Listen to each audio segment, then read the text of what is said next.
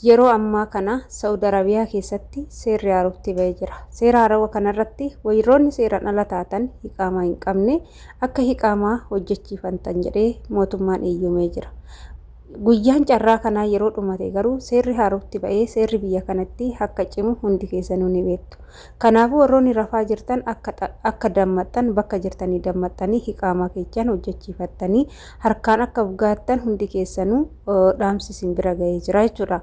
Egaa asumarraan illee immoo wanti isin beekuu qabda, wanti isin wallaaluu yookaan immoo tasallee dogongoruu hin qabne yeroo eeyyamni Dubaay ba'isanii ijoolleen hedduun Dubaay keessatti eeyyamni ba'ee fi qaama hojjechiifatanii garuu haa ta'u immoo rakkoo garaagaraa kan irra ga'e odoo qaama harkaa qabanuu rakkoon garaagaraa irra ga'e hedduutu jira jechuudha.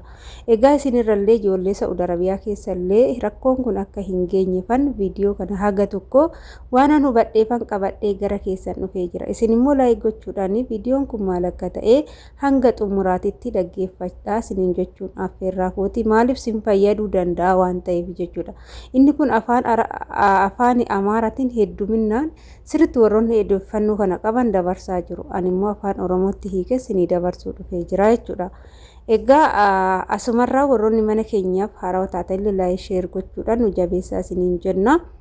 Egaa nagaalleen dagannee ashama harka fuune kabajamtootaaf daawwattoota hordoftoota keenyaa nageenya koo kan jaalalaa fi kabajaa bakkaa fi lafa jirtan isiniif haa baay'atu. Anis obboleettiin keessan bakkaa fi lafa jirutti waaqayyoof galannaa ga'u nagaa fayyaa kootidha. Egaa asumarraan gara viidiyoo sifideettiin sin dabarsa jechuudha. Gara viidiyoo sifideettiin sin dabarsu Saudi Arabiyaa keessatti seerri haarofti ba'ee baga gammaddan isiniin jira. Asumarraan warroonni waggaa dheeraadhaaf galtanii maatii keessan ilaaluuf dharraatan hedduun keessan hedduutu jira. Osoo maatii keessan dheebottanii, osoo fira keessan dheebottanii, osoo biyya keessan dheebottanii karaa ittiin galtanii dhabdanii rakkattanii asuma keessatti haftan hedduutu jira. Kumaataman lakkaawwamaa jechuudha. Inna haala kanaan odoo jiru garuu amma seerri haarofti seerri bareedduun ba'ee jira. Hiqaamaa baafattanii seera taatanii kafiila godhattanii gaafa jettan biyya keessan galtanii maatii keessan laaltanii boqonnaa fudhattanii as deemuu ni dandeessu jechuudha. Warroonni duraan gaafan galee yookaan tasa qabamee hin jedhe mana hidhaa otoo na darban nan galchan jettanii sodaattan kan galuuf shaanxaa qopheeffattanii waa hundaan qophooftanii haala ittiin galuuf dhabdanii rakkattan hundumaaf baga gammaddan jecha. Ammas hiqaamaa kanarratti wanti isin dogongoruu hin qabne fi hiqaamaa kana hojjechiifachuuf maaltu akka isin barbaachisu jalqaba irratti hiqaamaa kana hojjechiifachuu fi paaspoortii yoo harkaa qabdan paaspoortii isin barbaachisa. Paaspoortii yoo hin qabaanne immoo paaspoortii haarawaa baafachuun ni danda'ama. Paaspoortii haarawaa baafachuuf garuu yookaan koppii paaspoortii keessanii qabaachuu qabdu jechuudha. Koppii paaspoortii keessanii yoo harkaa qabaattan paaspoortiin keessan haala salphaatti isinii baafamuu qaba. Yoo koppii paaspoortii hin qabaanne garuu quxurii yookaan lakkoofsa paaspoortii keessanii qabaachuu yookaan beekuu qabdu. Lakkoofsa paaspoortii keessanii yoo beektanii isa qabattanii deemtanii paaspoortii keessan baafachuu qabdu. Warroonni kanneen hin qabne hin beeku warroonni imbaasii deemtanii kanneen lamaan hin qabne yoo ta'e gaafachuu dandeechuu minaalbaata kafiilli keessan jalqaba biraa sun paaspoortii keessan gara imbaasii yoo deebise achi barbaadamee isinii argamuu danda'a. Kunis immoo carraa tokkodha jechuudha. Erga paaspoortii keessan baafattanii of harkaan geechanii garuu wantoonni isin beekuu qabdanii fi tasallee dogongoruu hin qabne ni jira. Innillee maalidha yoo jettanii dirqama kafiila qopheeffachuu qabdu. Kafiila kana keessatti amma hattuunillee akkasumatti baay'ata. Namumti waa'ee kafiilaa kan hin beekne hiqaamaa qabaateef kafiila siifan ta'a jedhee rakkoo keessa si galchuuf deemullee ni jira. Maallaqa argachuu qofaaf kan xaaru jira. Waan akkanaarraallee sirriitti of eeggannoo godhachuu qabdu jedha. Egaa kafiila yoo qopheeffattan kafiila keessan kana wanti isin beekuu qabdan kafiilli keessan eenyu akka ta'ee fi eessa akka ta'e dirqama beekuu qabdu. Akkasumas immoo lakkoofsa bilbilaa isaa qabaachuu qabdu jechuudha. Lakkoofsa isaa bilbilaa gizee rakkoon tokko sirra ga'e itti dawwalamee dhufee si dhaqqabuu isaa dirqama lakkoofsa isaa qabaachuu qabdu. Kafiila jechuun kanaan durallee viidiyoo hojjedheen jira. Waamamaa yeroo rakkoo jechuudha kafiilli jechuudha. innaa kanneen erga qopheeffataniin boodatti riyaala Saa'udii 2000 hojjechiifama hiqaaman.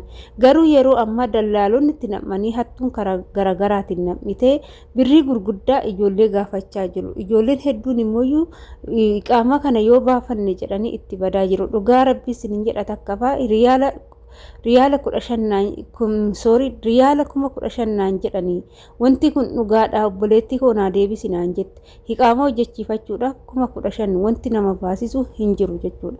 Hiqaamaan kan ittiin ba'u 5,000 aga 4,000 fi 6 jidduu jira jechuudha. Siniif galee isaa jechuun hiqaamaan kan ittiin hojjechiifamu sun ta'an kafiilli keechassun waa barbaada jechuudha. Gurshaa malee namni tokko kafiila siif hin ta'u. Kafiila siif ta'uuf immoo isa waa harka kaa'uu qabda. Isaaf malee hiqaamaa kee hojjechiifachuuf qarshii Saa'udii 3,000 qofa si gaafata jechuudha. Garuu immoo kafiilli kee kafiilli tokko birrii xiqqaadha sinii sarmuu dhabuu danda'a. Kafiila kee siif hin ta'u jechuu danda'a. Isaaf immoo qarshii 4,000 yookaan 3,000 gahaadha jechuudha riyaalli Saa'udii. Walumaa galatti hiqaamaa hojjechiifachuuf qarshiin 6,000 sin ga'a jechuudha. Yeroo ammaa kana ijoollee hedduun immoo sababii hiqaamaa kanaaf ijoolleen baay'een kisaaraa keessa galaa jiru. Hiqaamaa foorjii hojjechiifatanii kan rakkatan jiru jechuudha. Sobanii kafiila sinii taane jedhanii hiqaamaa foorjii hojjechiisaniitti rakkoo guddaa keessa obseessisu. Yeroo darbe akkuma sinii kaasuu yaaletti Dubaay keessatti ijoolleen hedduun hiqaamaa hojjechiisanii qabatamaan anis kan beeku jechuudha. Inna hiqaamaa kafiiluma ta'eef qabiila nama ta'eef jechuudha. Kafiila saniin hiqaamaa dallaalonni sinifan hojjechiisa jedhanii maallaqa harkaa nyaatanii hiqaamaadha jedhaniitti kennanii garuu haa ta'uti poolisiidhaan qabamanii seera jala oolanii mana hidhaa galanii osoo homaa hin beekin gara biyyaatti darbatamanii jiru. Kana jechuun gaafa kafiila isaaniitti dawwalan kafiilli isaanii hin kaasu yookaan immoo bilbila kafiila isaanii hin beekani jechuudha. Bilbila kafiila keetii hin beektu yoo ta'e rakkoo yoo sirra ga'e waamamaan keessan dhufee sin dhaqqabu yoo ta'e rakkoo gurguddaatu si mudachuu danda'a jechuudha. Kanaaf rakkoo dabalataa ofitti fiduun duratti immoo kafiila keechan erga qopheeffattaniin booda kafiila keechan eenyummaa isaa sirriitti beekuu qabdu. Gizee sin rakkoo sinirra ga'e fiigee kan sin dhaqqabu ta'uu qaba malee gizee rakkattanii fi tasa karaa yoo deemtan isin hiqaamaan qaba jettanii akka feetan ta'uu osoo hin taane hiqaamaa erga qabaattanii mooyyuu kafiilli keechasunis immoo sinduuka bu'uu qaba jechuudha. Sinduuka bu'uu qaba yoo sin hin jiru lakkoofsa bilbila isaa dirqama qabachuu qabdu. Kafiila jechuun waamamaa yeroo rakkoo akka abbaatitti ilaaluu qabdu jechuudha. Kafiilli akka abbaati. Abbaan keenya amma abbaan qaama keenya jechuudha.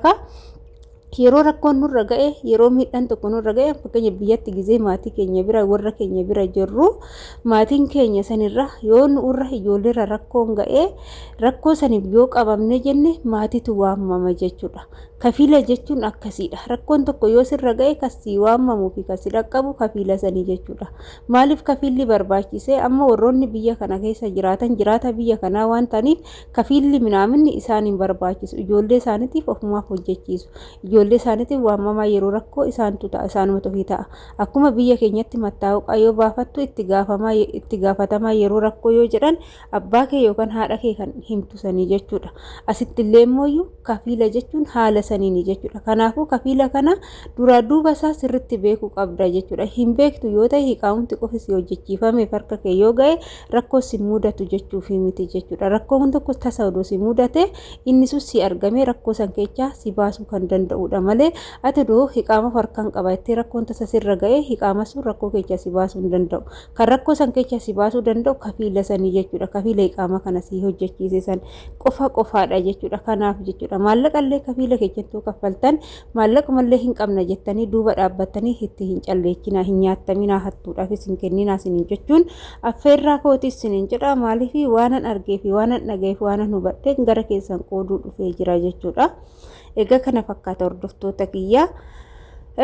Asirraa kana feemooyyuu jechuudha. Tasallee hin shawwadamina. Ijoolleen keenyallee kafiila siniis taana jedhanii hedduun isaanii seenanii jiru. Namni kun hiqaama qabaateef biyyuma kana keessatti bultii ijaarratee jiraata biyya kanaa ta'ee kan jiraatu ni jiru. Yunoo nama akkasii nama amanamaa argattanii kafiila godhachuu ni dandeessu. Beezawwee jechuudha. Bakkuma hojii jirtan sanitti madaamota teechanii walii galtanii madaamota teechanitti waan jiru himtanii jechuudha. Ani manuma kee kanatti nan hojjedha. Kafiila koonaa ta'e jettanii mindaa amma fakkeenyaaf 2,000 hojjettu yoo ta'e 1,800 1,500 gadi sissitanii kafila keessa yoo taate isiniif iqaamaa kana hojjechiisuu dandeeche saniin booda ishii bira teechanii hojjettanii jiruu keessan fooyyeffachuu ni dandeechu. Kan maatii yaaddanillee galtanii maatii keessa laaltanii itti deebitanii dalagaa kana xumuruu ni dandeechu isiniin jechuun affeerraa kooti beezawwee jechuudha. Biyya ormaa keessatti iqaamaa hin qabdu jechuun baay'ee ulfaata jechuudha. Rakkoo fi gadadoon keessattuu Saa'udii kana keessa jiru waan fi rabbi nama baasu isiniin jedha. Viidiyoo kiyyaa ammaa qabadee dhufe asumarraa nan goolabaa turtiin wajjin gootaniif guddaa galatoomaa isiniin jedha. Hanga viidiyoo biraatiin walitti deemnutti turtii gaarii isiniif haa ta'u. Mana kana immoo laayik sheer gochuudhaan viidiyoon kiyya isinitti tolee na jajjabeessuudhaan na cinaa dhaabbadhaa isiniin jechuu jaalannaa. Baay baay.